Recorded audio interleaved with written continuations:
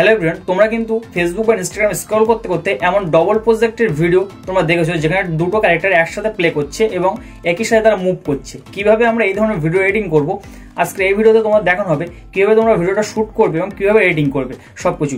So বেশি না বকে আমি মোবাইল স্ক্রিনে চলে যাচ্ছি এবং দেখিয়ে দিচ্ছি কিভাবে তোমরা ভিডিওটা শুট করবে এবং কিভাবে ভিডিওটা এডিটিং করবে।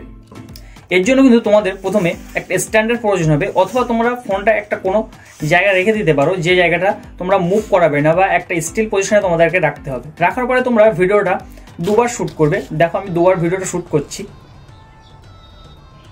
ঠিক এইভাবে তোমরা দুবার দুটো ভিডিও তোমরা শ্যুট করে নেবে। দুবার দুটো ভিডিও শ্যুট করে নেওয়ার পরে এবার তোমরা এডিটিং করবে।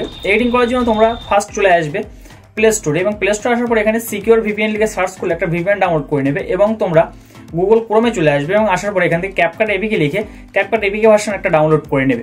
ডাউনলোডটা হয়ে যাওয়ার পরে সিম্পলি তোমরা কি করবে, এই ভিপিএনটা কানেক্ট করে নেবে।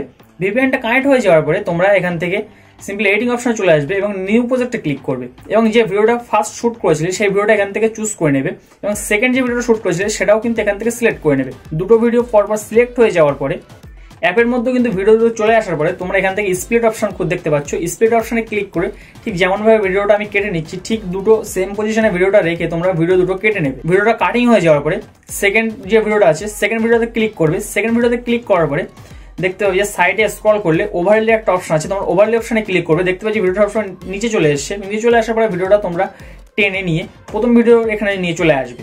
চলে আসার পরে তোমরা এখানে তোমার সেকেন্ড ভিডিও যে আছে, নিচে যে ভিডিওটা আছে এই ভিডিওটা তোমরা আবার ক্লিক করবে। ক্লিক করার পরে একটু সাইডে স্ক্রল ডাউন করবে, করলে দেখতে পাবে মার্কস নামে একটা অপশন আছে। মার্কস অপশনে ক্লিক করবে। দেখতে পাবে যে হরিজেন্টাল লাইন আছে, তোমরা হরিজেন্টাল লাইনে ক্লিক করবে।